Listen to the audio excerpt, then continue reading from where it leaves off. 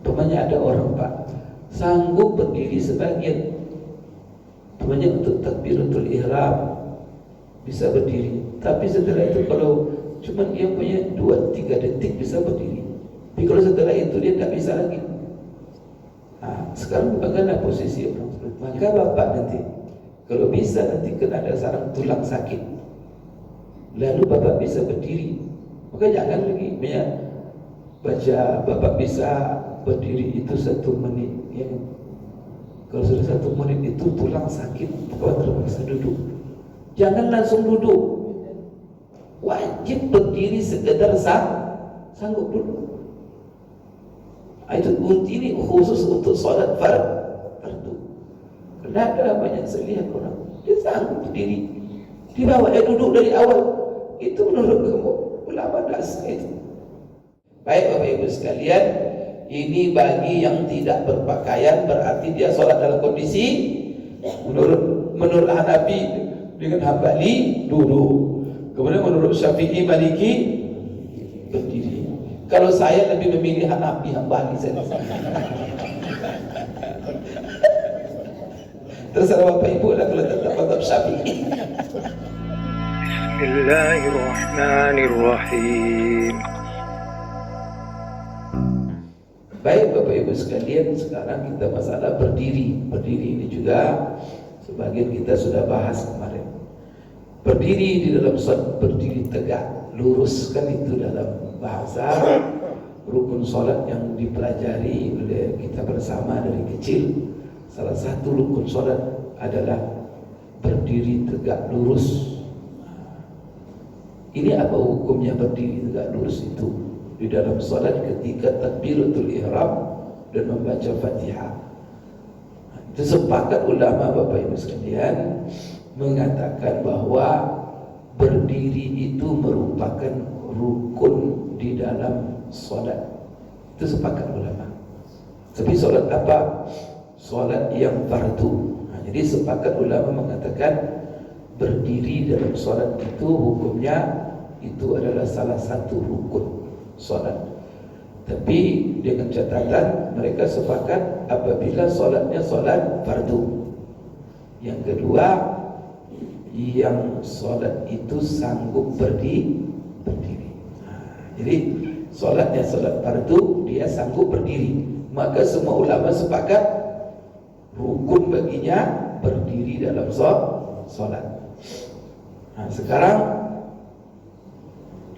Hanafiyah ada sedikit berbeda di sini dalam masalah salat fardu. Karena jumhur ulama mengatakan salat fardu dan salat wajib sama. Jumlahnya 5, yaitu salat 5 waktu. Itu menurut Malikiyah, Syafi'iyah, Hanabilah. Maka salat itu subuh, zuhur, asar, maghrib, isya.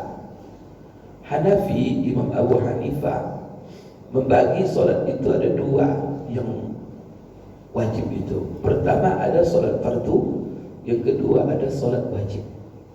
Nah, oleh mereka solat fardu adalah yang 5. Kemudian ada bagi mereka solat wajib. Solat wajib itu apa saja? Di antaranya mereka mengatakan solat nazar. Solat nazar itu bagi mereka hukumnya wajib. Kemudian ada lagi Bapak Ibu sekalian, salat sunat 2 rakaat fajar. Kemudian bagi mereka juga salat witir. Itu bagi mereka adalah wajib. 2 salat ini bagi mereka wajib. Saya selalu katakan kalau pergi kita ke Pakistan kemudian terlambat umpamanya mereka salat subuh, imam sudah mulai salat tapi dia sibuknya salat sunat lagi 2 rakaat fajar. Karena bagi mereka 2 rakaat fajar itu wajib. Tapi kalau kita Syafi'iyah, kalau imam sudah takbiratul ihram masih salat sunat Bapak Ibu? Enggak, karena bagi kita sunat. Ini sedikit perbedaan. Nah, sekarang menurut Hanafiyah bahwa salat fardu dan salat wajib itu rukun dalam salat tersebut berdiri.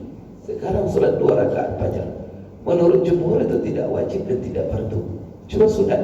Berarti berdiri tidak rukun. Apa yang menjadi dasar Bapak Ibu sekalian bahwa berdiri itu merupakan rukun salat? Yang pertama adalah seperti firman Allah Subhanahu wa taala di dalam Al-Qur'an.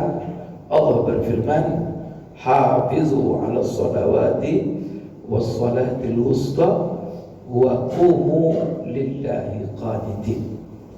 Jadi di situ ada kata-kata wa qumu lillah, berdirilah kamu karena Allah dalam salat itu. Jadi di sini ada qumu, berdirilah kamu. Ini adalah perintah. Maka perintah itu pada prinsipnya menunjuk kepada hukum wajib.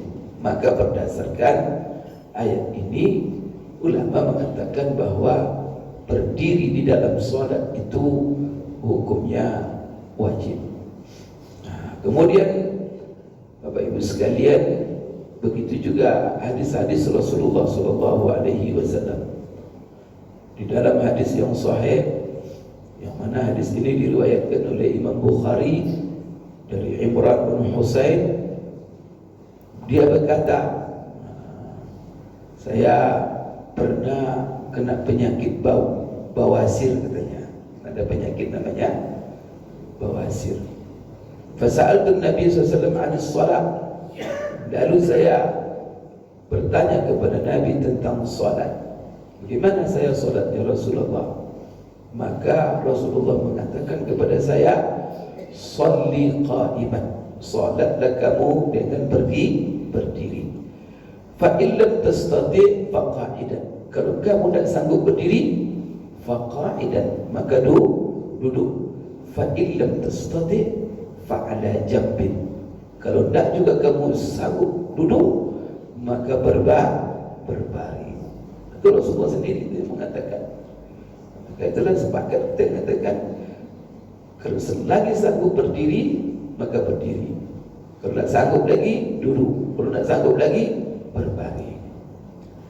Bapak Ibu sekalian, ini yang pertama, masalah berdiri. Jadi dah tahu kita bahwa berdiri itu rukun, sepakat ulama dalam salat fardu bagi yang sanggup.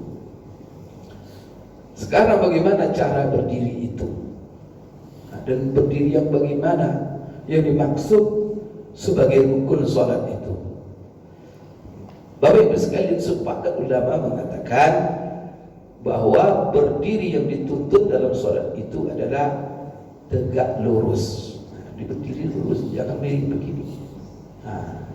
Atau miring ke kiri, atau miring ke kanan. Maka yang mereka maksud rukun berdiri dalam salat itu adalah berdiri tegak lurus. Dan mereka juga sepakat Bapak Ibu sekalian, kalau seandainya dia ada sedikit menunduk sedikit, apakah sah dia sebagai berdiri atau tidak? Maka kalau dia menunduk, maka mereka juga mengatakan bahwa sah salatnya kalau sedikit menunduknya, dengan catatan tidak sampai kepada ukuran dia ruku. Jadi jangan sampai lebih dekat kepada ruku, tapi miringnya lebih dekat kepada berdiri. Apa ukurannya? Bahwa dia lebih dekat. Jadi kalau kita ini lebih dekat kepada ruku atau lebih dekat kepada berdiri, maka ukurannya, coba lihat tangan kita itu menunduk. Kalau sampai tangan kita ke lutut, itu berarti kita sudah ruku itu. Tapi kalau masih jauh tangan kita dari lutut, itu masih disebut posisi berdiri. Nah, itu ukurannya oleh para ulama, Bapak Ibu sekalian, itu dalam 4 mazhab. Nah, jadi ini jadi yang dimaksud berdiri adalah berdiri tegak lurus, itu sepakat. Sekarang bagaimana kalau miring? Nah, kalau miring boleh, dan itu ditoleransi, tapi jangan sampai miringnya lebih dekat kepada ruku, yang mana masih ditoleransi selama tangannya tidak bisa meraih lututnya. Ini berdiri yang dimaksud dalam rukun salat. Sekarang berdiri ini kadarnya yang rukun itu berapa lama. Jadi berapa mengukur kadar berdiri yang rukun itu. Umpamanya ada orang Pak sanggup berdiri sebagian, umpamanya untuk takbiratul ihram bisa berdiri, tapi setelah itu kalau cuma dia punya 2-3 detik bisa berdiri, tapi kalau setelah itu dia tak bisa lagi. Sekarang bagaimana posisi orang seperti itu? Jadi kadar yang rukun dalam berdiri itu berapa? Di sini Bapak Ibu sekalian, berbeda pendapat ulama di sini. Malikiyah, Syafi'iyah, kemudian Hanabilah.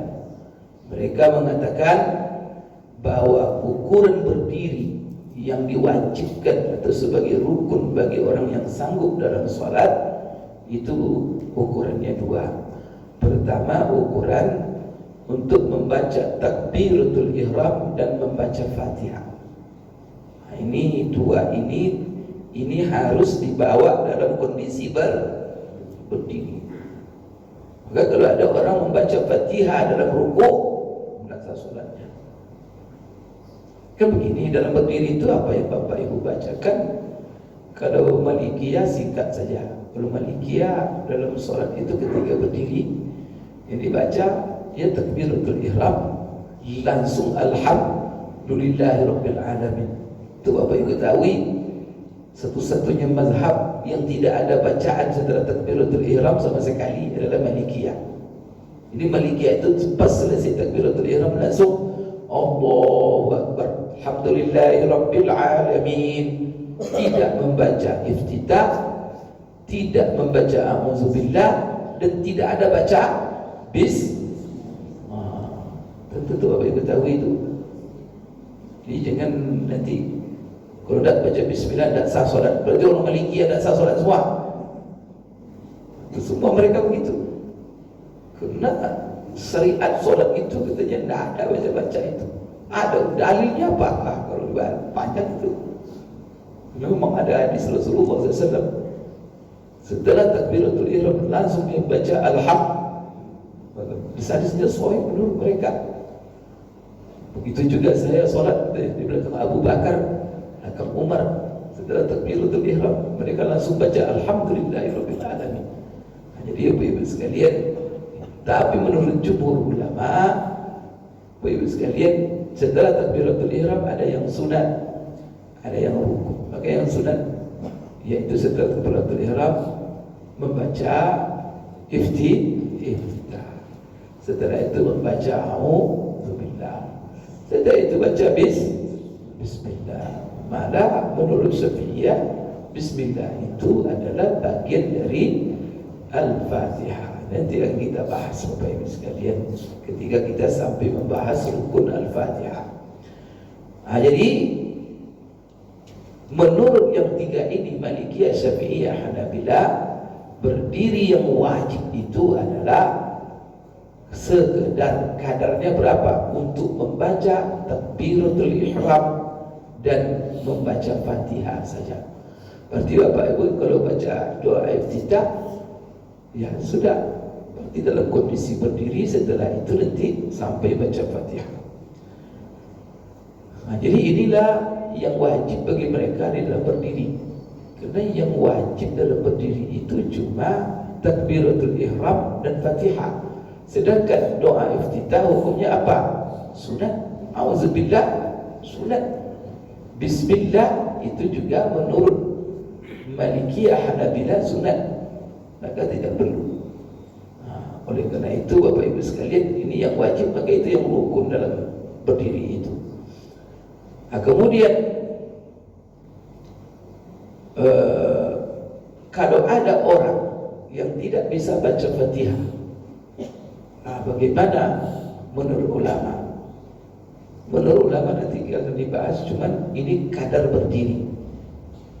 Kalau dia tidak sanggup baca Fatihah, tidak bisa, karena dia baru mu'allam atau jauh daripada tempat belajar dan dia Islam di hutan sana, itu gimana dia solat? Maka di sini kalau menurut Hanafi tidak rukun baginya membaca Fatihah. Maka dia ayat apa saja yang dibaca itu sah. Itu menurut Hanafi.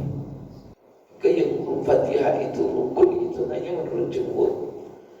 Hanafi enggak. Sekarang menurut jumhur sendiri, kalau dia bisa baca Fatihah, dia berdiri sekedar baca Fatihah. Tapi kalau dia tidak sanggup baca Fatihah, sepakat mereka mengatakan dia harus mengganti Fatihah itu dengan zikir. Maka dia membaca zikir saja yang dia sanggup. Tetapi ukuran zikir itu adalah sepanjang bacaan Fatihah. Begitu itu. Ini berapa ayat dia itu Fatihah itu? 7 banyak. Ya maka baca subhanallah 7 kali. Alhamdulillah, alhamdulillah kah, Allahu akbar kah. Pokoknya dia mengganti dengan zikir, tapi zikir itu panjangnya sepanjang Fatihah. Maka mereka mengatakan bagi orang yang tidak sanggup membaca Fatihah, maka kewajibannya dia mengganti dengan zikir. Tapi berapa panjang zikirnya? Maka dia berdiri sepanjang membaca zikir sepanjang Fatihah. Itu Bapak Ibu sekalian menurut jumhur Malikiyah, Syafi'iyah, Hanabilah. Sedangkan membaca surat, bagaimana membaca surat hukumnya? Membaca surat hukumnya Bapak Ibu, menurut jumhur ulama, sepakat ulama mengatakan membaca surat setelah Fatihah itu hukumnya cuma sunnah. Oleh karena itu, kalau ada orang setelah dia umpamanya membaca Fatihah, lalu dia setelah ketika membaca suratnya tidak Bapak Ibu sekalian berdiri, tapi dalam kondisi duduk, sah. Karena yang wajib berdiri itu hanya sekedar kadar Fatihah. Maka Bapak nanti kalau bisa nanti kena ada sarang tulang sakit, lalu Bapak bisa berdiri, maka jangan lagi baca. Bapak bisa berdiri itu 1 menit ya. Kalau sudah 1 menit itu tulang sakit, Bapak terpaksa duduk. Jangan langsung duduk, wajib berdiri sekedar sanggup duduk. Itu ini khusus untuk sholat fardu. Karena ada banyak saya lihat orang dia sanggup berdiri, dibawa duduk dari awal. Itu menurut kamu ulama dasar itu dasar sholatnya, karena dia harus berdiri sesanggupnya. Maka umpamanya apa? Berapa kadar baca Fatihah kira-kira? Maka begini, takbiratul ihram. Takbiratul ihram dia banyak baca iftitah. Tapi kalau dia baca iftitah, dia tidak sanggup lagi Fatihahnya duduk, maka jangan baca iftitah, langsung baca Fatihah. Itu penting itu. Harus yang baca iftitah lagi, maka Bapak harus takbiratul ihram langsung Fatihah. Karena itu yang wajib. Jangan gara-gara membaca yang sunat lalu Fatihahnya duduk. Itu maksudnya. Maka Bapak sekalian, karena yang lain-lain itu sunat, maka tak perlu lagi. Karena kita apa? Harus mendahulukan yang wajib gara-gara dengan mengumurkan yang sunat. Jangan sampai membaca Fatihah dengan berdiri itu wajib, sedangkan membaca iftitah itu sunat. Jangan gara-gara membaca iftitah yang sunat kita korbankan berdiri dalam membaca Fatihah, maka itu tidak sah. Jadi ini penting Bapak Ibu sekalian ya. Jadi barang siapa yang sanggup dia membaca takbiratul ihram dan Fatihah saja, maka dia harus lakukan. Sedang surat tidak bisa lagi, dia duduk dia. Ketika itu dia baru duduk. Ketika baca surat tidak sanggup lagi, apa saya duduk? Jadi ini konsepnya adalah la yukallifullahu nafsan illa wus'aha. Konsepnya adalah fattaqullaha mastata'tum.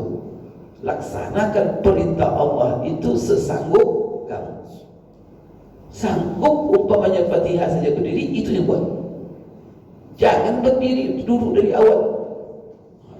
Itu apa yang ingat, karena masalah berdiri ini rukun. Bahkan di di antara ulama mengatakan mana yang lebih afdal, rukun berdiri atau rukun sujud. Jadi dibandingkan oleh ulama itu pentingnya antara dua rukun, rukun berdiri, rukun sujud. Sehingga mana yang lebih dipilih, mau lama berdiri atau lama sujud. Maka di sini berbeda ulama. Ada yang mengatakan rukun berdiri itu lebih afdal daripada sujud. Ada yang mengatakan sujud lebih afdal daripada berdiri. Maka ini konsekuensi ini.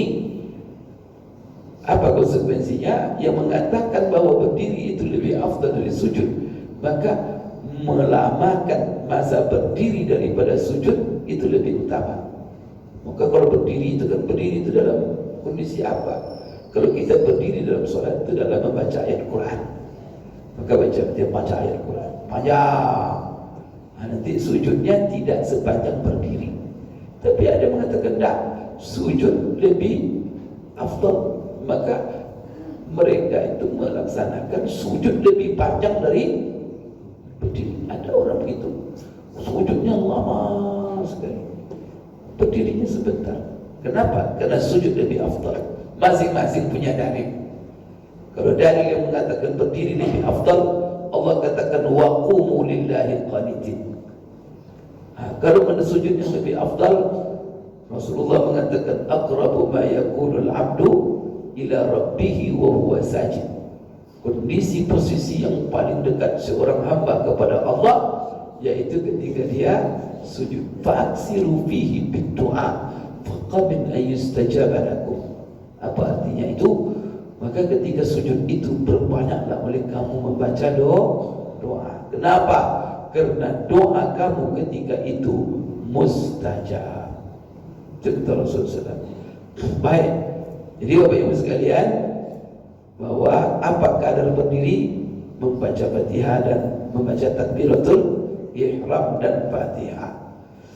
Sekarang ini bagi makmum. Apabila makmum mendapatkan imam dalam rukuk saja, maka bagaimana posisi berdiri makmum? Apa rukun baginya? Kan udah terlambat Bapak Ibu sering masbuk, padahal berdiri itu rukun. Sekarang dapat imam sedang rukuk, kita masuk-masuk. Bahwa wajib berdiri enggak? Wajib berdiri. Tetapi kadar berdiri Bapak Ibu ketika itu hanya kadar membaca takbiratul ihram. Jadi jangan sampai langsung aja Allahu Akbar. Sedang apa turun itu dibaca, maka Bapak berdiri dulu sejenak untuk sekedar membaca Allahu Akbar, baru nanti maka begitu. Jadi fa in adrakal ma'mumul imam fi ruku'i faqat farruknu minal qiyami bi qadri tahrimah. Itu kata ulama. Apabila makmum mendapatkan imamnya dalam keadaan rukuk saja, imam sudah rukuk, maka apa kadar berdirinya? Maka dia wajib berdiri, rukun berdiri baginya sekedar membaca takbiratul ihram. Di sini Bapak Ibu sekalian. Dan ini adalah rukhsah bagi orang-orang yang masbuk di dalam solatnya. Dan dengan begitu sah solatnya. Dapatkah dia 1 rakaat? Dapat. Karena Rasulullah SAW mengatakan man adrakar ruku' faqad adrakas salat. Siapa yang mendapatkan ruku' bersama imam, berarti dia telah mendapatkan salat. Berarti sah. Dengan begitu terhitung 1 rakaat. Tapi kalau selesai imam rukuk, imam sudah i'tidal, baru Bapak masuk aja, jangan dihitung 1 rakaat lagi itu. Maka ditambah. Jadi kapan kita menghitung 1 rakaat bersama imam? Selama kita mendapatkan rukuk bersama imam. Bapak Ibu. Tapi ingat, ketika kita mendapatkan rukuk bersama imam, harus kita tetap berdiri. Berdiri sekedar membaca takbiratul ihram. Kemudian Bapak Ibu sekalian, gimana nih Pak Ustaz kalau imamnya sudah Allahu Akbar, kayak sami Allahu liman, sudah mulai sami Allahnya. Maka di sini berbeda juga. Kalau sudah mulai sami Allah, dia mengatakan tidak terhitung lagi. Ada yang mengatakan tidak, lihat makmumnya. Jadi selagi kita masih mendapatkan rukuk bersama masih ada makmum yang masih rukuk, kan begitu kan? Karena makmum itu baru dia bangkit selesai imam sami Allahu liman hamidah. Maka Bapak Ibu sekalian, selagi imam, maka makmum itu kan menunggu dulu dia sami Allahu liman hamidah, baru nanti Bapak Ibu sekalian makmum dia. Sekarang kan berarti dia masih mendapatkan bersama. Selagi ada makmum yang masih rukuk, berarti rukuk dia sah, sekalipun imam sudah mulai bangkit tadi. Tapi kalau imamnya sudah berdiri tegak sami Allahu liman hamidah, itu bapak rukuk atau tidak lagi. Jadi selagi huwi namanya, dia itu masih Bapak Ibu sekalian menunduk dan masih dalam proses berdiri, dan ada makmum yang masih rukuk, maka itu tidak ada masalah. Baik Bapak Ibu sekalian, ini kan pendapat daripada jumhur. Ini kan kita kan membaca perbedaan di sini, Pak. Tidak membaca, kira ini tidak mempelajari sekedar apa rukun sholat, tapi kajian kita dalam rukun sholat itu apa yang berbeda ulama. Jumhur begitu tuh, Malikiyah, Syafi'iyah, Hanafiyah. Sekarang bagaimana pendapat Hanafiyah? Maka di sini dikatakan kadar berdiri yang wajib, yang rukun menurut Hanafi itu adalah sekedar membaca satu ayat dalam Al-Quran. Maka dia katakan bahwa kewajiban berdiri dan juga sunatnya bagi orang yang sanggup, yaitu yakunu bi qadril qira'atil matluba fihi, yaitu sekadar bacaan yang dituntut dia membacanya, wa huwa bi qadri ayati fardin. Maka di sini dia katakan itu sekedar satu ayat. Kemudian satu ayat katanya di surat Al-Wa bi qadril Fatihah wa surat wajib wa bi tawal wa fasl wa asrat fi mahal matluba.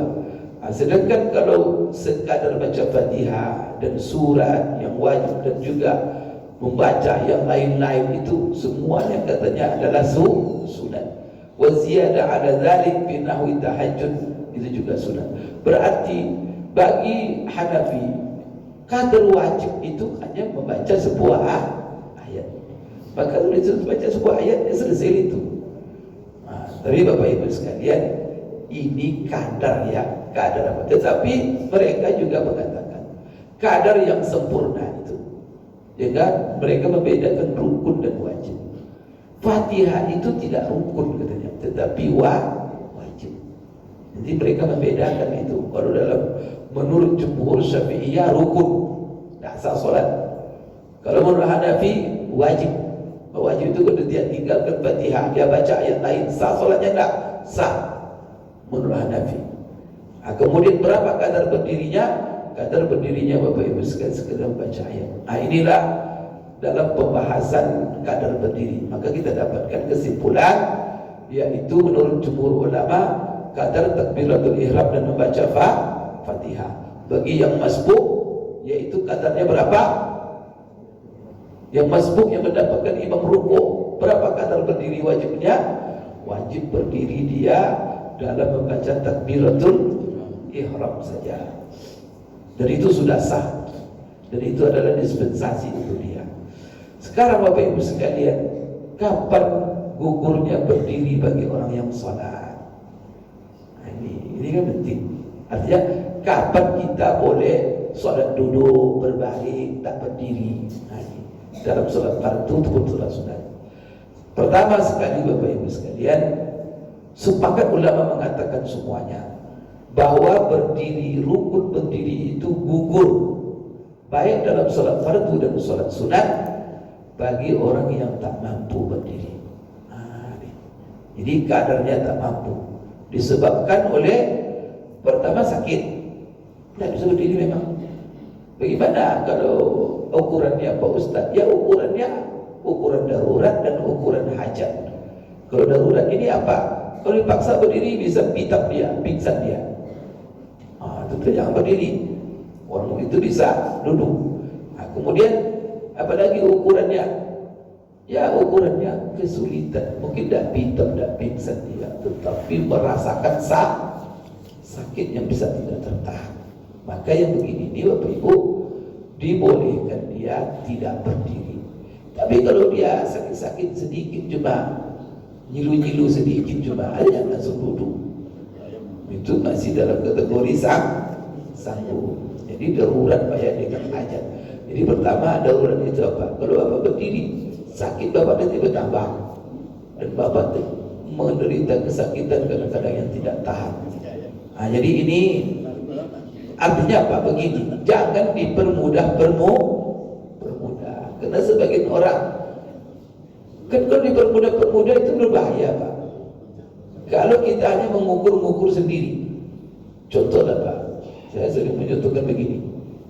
Ada orang kadang-kadang tidak sholat dia Pak, gara-gara memasang kaidah. Kaidah itu idza taqal amru ittasa.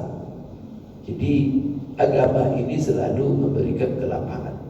Kalau seandainya orang kesulitan, maka apa? Dia lapang. Al-masyaqqatu tajlibut taysir.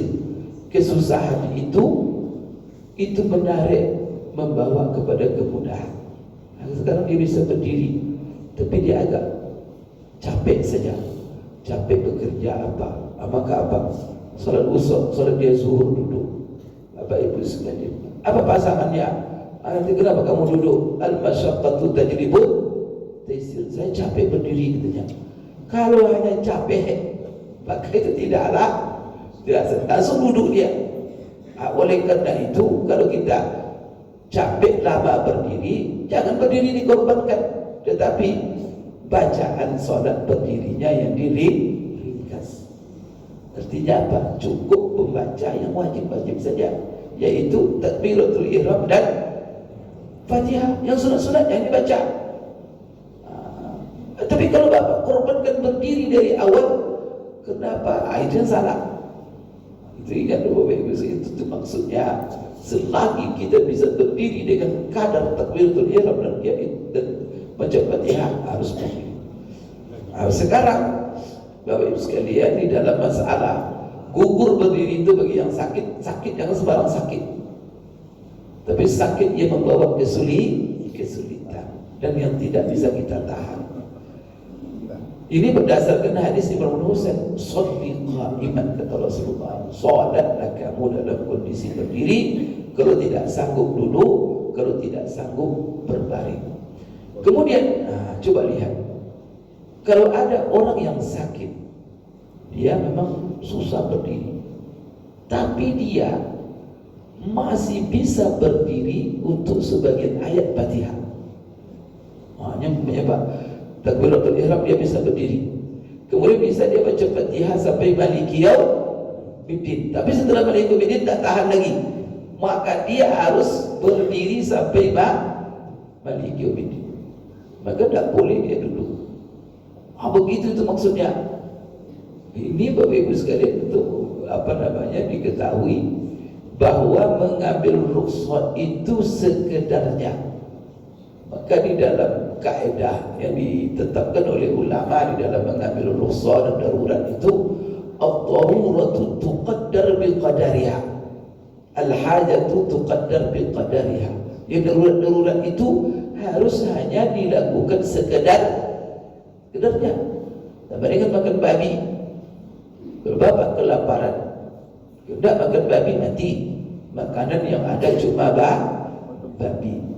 Maka berapa kadar Bapak bisa boleh memakan babi itu? Berapa kadarnya? Kadar kenyang.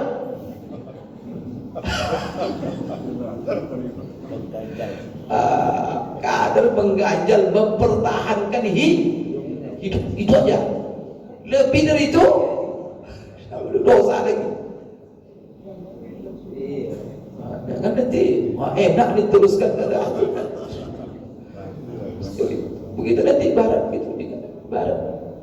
Pergi ke negeri-negeri itu Muslim, berarti ada makanan, tapi subuhat semua. Dan makan mati bila kita jatuh sakit, sudah makan baca bismillah, tapi juga sekedar untuk mengembalikan kekuatan. Dia kembali kekuatan itu dah selesai, tinggalkan. Artinya jangan merasa enak. Tapi kalau sudah kelezatan boleh dicari, tidak lagi itu Pak. Itu tidak diizinkan oleh syariat. Jadi apalagi itu kalau sudah jelas-jelas barang itu haram. Oke, begitu juga berdiri itu. Selagi bisa berdiri berapa kadarnya harus dilakukan dulu. Jangan langsung duduk, karena berdiri itu rukun. Maka la yukallifullahu nafsan illa wus'aha, maka wajib dilakukan sesanggupnya. Baik Bapak Ibu sekalian, ada lagi siapa yang gugur berdiri bagi dia. Jadi pertama sakit. Yang kedua Bapak Ibu sekalian adalah ada halangan-halangan lain. Seperti orang Bapak Ibu, dia diikat dalam kondisi duduk. Ya kan? Diikat di penjara dalam kondisi duduk. Tak bisa berdiri dia. Maka bagaimana sholatnya? Maka sholat sekedarnya. Karena dia dalam keadaan tidak sanggup berdiri itu. Atau di penjara di tempat pelapornya membuat dia tidak bisa sekedar berdiri duduk aja dia dalam kondisi duduk. Itu gimana?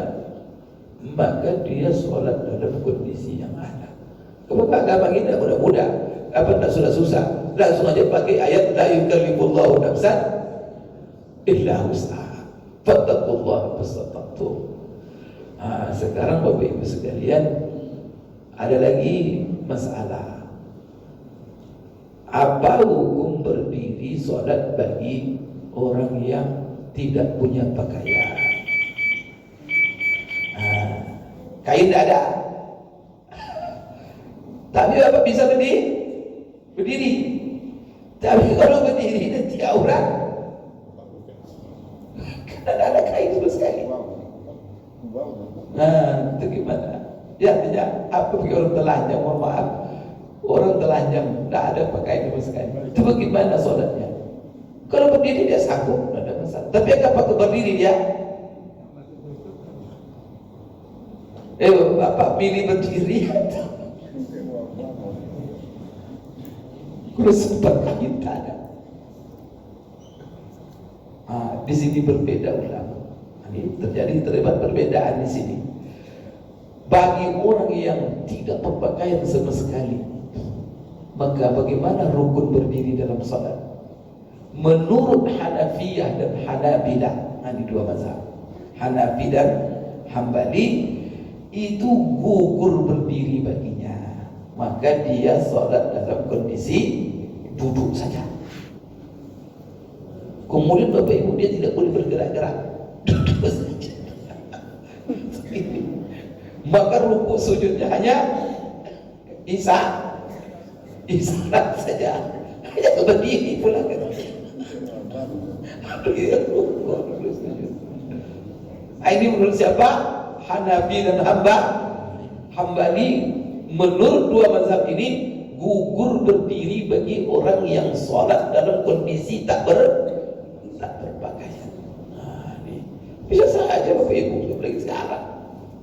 Auzubillah. Itu di Guantanamo namanya itu. Guantanamo itu Pak, di penjara orang-orang yang ditangkap di Amerika itu. Kencung sadis itu. Tanya bulan dalam penjara itu. Tak dikasih pakaian sama sekali. Astagfirullah. Orang kafir itu kena tahu mereka. Itu gimana itu sholatnya? Jadi tangkap itu orang soleh itu banyak. Entah. Tapi dituduh teroris. Penjara di Guantanamo. Itu gimana sholatnya? Maka di sini dia menurut mazhab Hanafi dan Hambali gugur berdiri, maka dia sholat dalam kondisi duduk dan semuanya dia sholat dengan isyarat aja imam. Menurut apabila tidak dia mendapatkan penutup untuk menutup auratnya sama sekali. Ini berbeda dengan mazhab Bapak Ibu sekalian. Kalau mazhab Maliki dan mazhab Syafi'i, tetap dia wajib berdiri. Itu. Ini mana mazhabnya Bapak pilih ini? Kalau menurut fatwa Maliki Syafi'i, menurut mereka orang yang tak berpakaian sama sekali tetap wajib berdiri, tak gugur baginya. Berarti Pak, ini kan sebenarnya apa masalahnya mereka itu kok bisa berbeda? Dia mengukur sebenarnya apa itu sih? Di istilah metode hukum itu, karena bertentangan pertama sekali ada perintah berdiri dalam sholat, sholli qa'iman, dan itu rukun dan wajib. Tapi ada pula larangan membuka aurat. Ini bagaimana? Maka Imam Abu Hanifah dan Imam Ahmad lebih menekankan unsur larangan daripada unsur perintah. Kalau larangannya apa? Jangan buka aurat, mempertontonkan aurat. Ini harus lebih berat diperhatikan daripada masalah berdiri. Oleh karena itu bagi mereka dalam kondisi ini kan bertentangan itu. Larangan mempertontonkan aurat, perintah berdiri. Sekarang berhadapan kita dengan begini. Bagaimana kita menyikapinya? Dan itu banyak dalam kehidupan kita, Pak. Dan agama itu memberikan solusi mana? Maka di dalam kalau kaedahnya itu, apabila bertentangan antara ada perintah, ada larangan, atau kalau dalam bahasa lainnya ada maslahat, ada mafsadah, disatu. Sekarang apakah kita mencari maslahat atau menghindari mafsadah? Maka dilihat dulu. Kalau maslahahnya lebih besar, perintahnya lebih besar daripada larangan, maka di sini kalau dia perintahnya maslahatnya lebih besar daripada larangan, maka maslahat dikerjakan. Artinya maslahat dicapai sekalipun dengan mengerjakan larangan. Tapi kalau larangannya, mudaratnya lebih besar, maka tinggalkan maslahat demi menghindari mudarat. Begitu. Tapi kalau sama-sama, ada lagi kaedahnya, darul mafasid muqaddam ala jalbil masalih. Sekarang di dalam mengukur ini mereka berbeda. Syafi'iyah dengan Malikiyah, dia mengatakan kenapa wajib tetap berdiri sekalipun dia tidak berpakaian. Kenapa perintah wajib berdiri di sini lebih berat daripada larangan membuka aurat? Maka mereka pilih itu sebab itu namanya ijtihad. Kalau dalil tak ada dalilnya yang tegas. Maka kalau ada orang bilang sunnah, tanya dia, ini sunnahnya apa ini? Mana dalilnya? Maka di situ ulama beristihad. Maka beristihad sini karena dalil tidak ada dalil yang tegas, Bapak Ibu. Masing-masing mencari indikator dari dalil. Kira-kira terjadilah perbedaan di sini. Baik Bapak Ibu sekalian, ini bagi yang tidak berpakaian berarti dia sholat dalam kondisi menurut Hanafi dengan Hambali duduk. Kemudian menurut Syafi'i, Maliki berdiri. Kalau saya lebih memilih Hanafi, Hambali saya. Terserah Bapak Ibu lah kalau tetap mazhab Syafi'i. Allah. Jadi Bapak Ibu sekalian ya, karena di sini kalau kita melihat dari sisi aspek maqasid, dia lebih ringan mazhab Hanafi dan Hambali. Baik, ya, artinya sholat kita bisa laksanakan, aurat bisa juga dijaga, kedua-duanya kan bisa dilakukan. Baik, ini gugur berdiri. Jadi gugur berdiri berarti bagi yang tidak berpakaian nambah.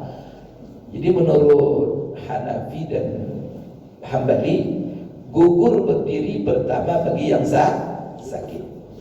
Kedua, gugur berdiri bagi yang tidak berpakaian. Nah, gitu tuh maksudnya. Sekarang dalam kondisi ketakutan, nah, ini kalau bapak berdiri kena tembak bapak, gimana? Dalam kondisi perang, atau dalam kondisi ketakutan, harimau mengintai, kalau berdiri nampak, kamu nanti. Atau pokoknya dia macam-macam lah, pokoknya kondisi ketakutan. Nah, dalam kondisi takut, apakah seseorang gugur berdiri? Nah, bagi orang yang takut, maka di sini Bapak Ibu sekalian, sepakat ulama mengatakan, apabila kondisi takut, dan takut Bapak Ibu sekalian, nyawa. Jadi takut itu banyak Pak. Takut terhadap nyawa. Maka kalau takut terhadap nyawa, itu sepakat ulama bisa, maka tinggalkan berdiri. Takut nyawa itu nyawa kita atau nyawa anak. Sekarang Bapak Ibu umpamanya ada anak, kita sholat dekat sungai. Kalau kita berdiri tak bisa megang dia, terpaksa kita duduk. Sebab kalau kita berdiri nanti lepas dia masuk, mati nanti dia. Itu namanya juga menjaganya. Itu juga takut, dalam kondisi takut. Kemudian juga takut terhadap harta. Bapak membawa duit uang 500 juta dalam koper tas, masuk masjid. Kalau berdiri nanti ada satu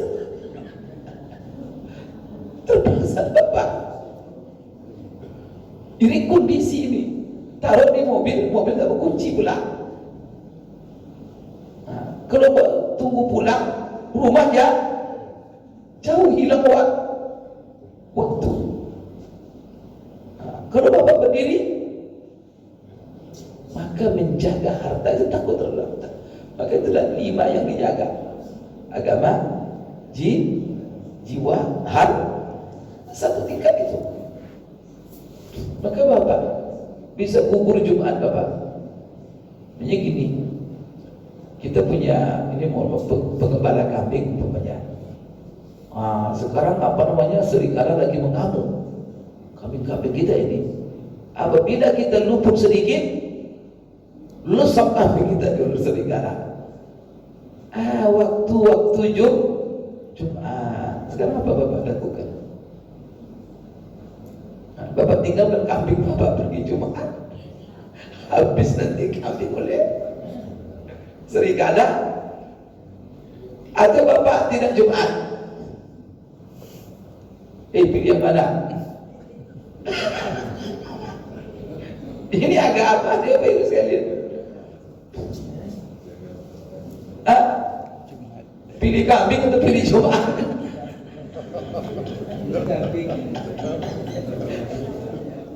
Coba logisnya agama kita, pilih kambing. Jangan Bapak Jumat, gugur Bapak Jumat. Begitu. Kenapa? Karena ini menjaga harta. Jumat itu ada gantinya. Kalau kambing hilang,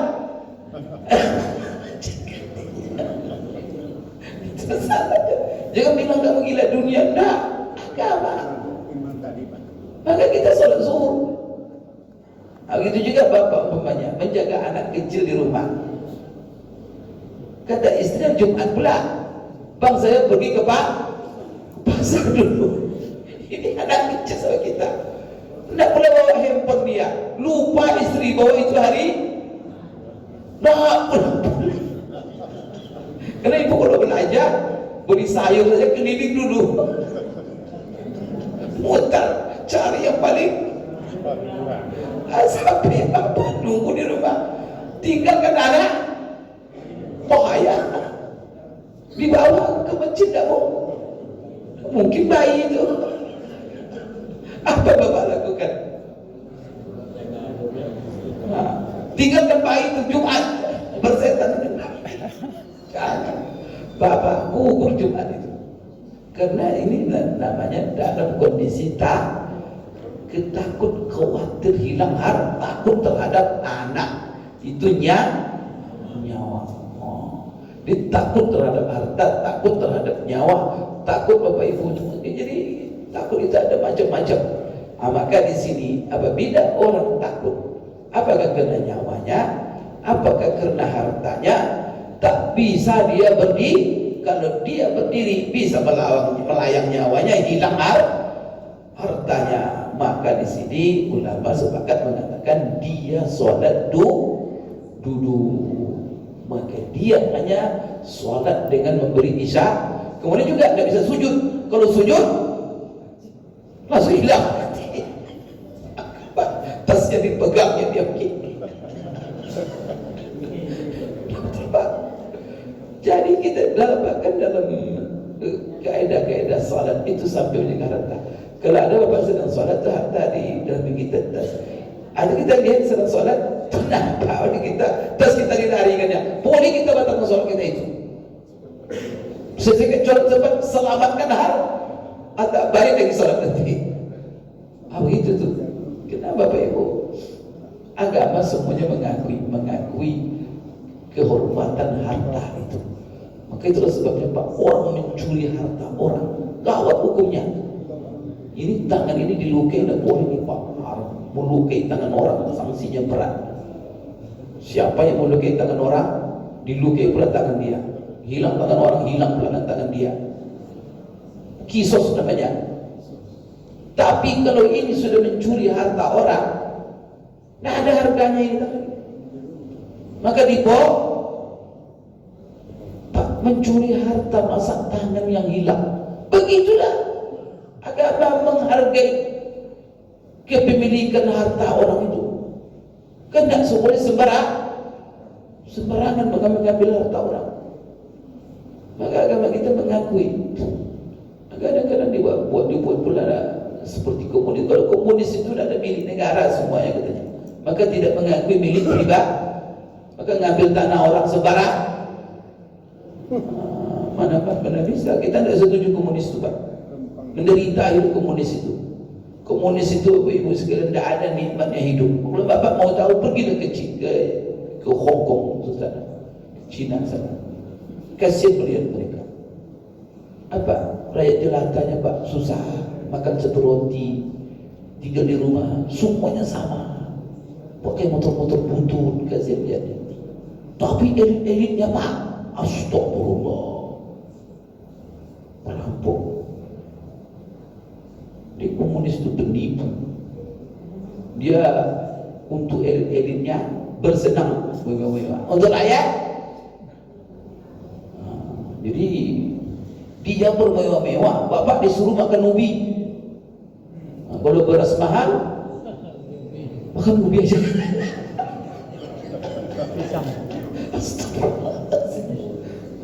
Bapak ini otak-otak komunis begini lah. Kalau dia sendiri, dia di mejanya 3 kambing bakar. Masyarakat suruh makan pisang. La ilaha illallah. Rindu kita seperti Rasulullah Pak. Rasulullah gimana? Rasulullah itu mengambil hidup ukuran yang terendah dari masyarakatnya. Itulah pemimpin Bapak Ibu, pemimpin sejati itu. Dia tidak mau bermewah-mewah di hadapan masyarakatnya yang susah. Bahkan dia akan mengambil posisi, mengambil hidup posisi masyarakatnya yang paling rendah. Maksud ini tuh. Nah, sekarang kalau Pak Presiden memilih kondisi masyarakat yang paling rendah, kira-kira Presiden tinggal di mana?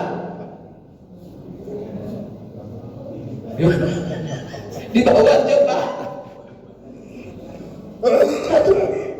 Maka Rasulullah coba memilih rumah, pelafonnya peletak korma, ya, atapnya daun korma, ukurannya 3x3. Kadang-kadang kalau Aisyah tidur, itu dia Rasulullah sholat kena kakinya dengan gimana? Kenapa Pak? Maka Rasulullah tidak ada orang yang sakit hati dia sedikit pun. Orang paling miskin pun tuh datang ke Rasulullah nangis dia. Tapi coba Bapak tidak punya rumah, tinggal bawa jembatan. Setelah itu pemimpin bermewah-mewah, sakitnya tidak. Allah, tidak punya rasa.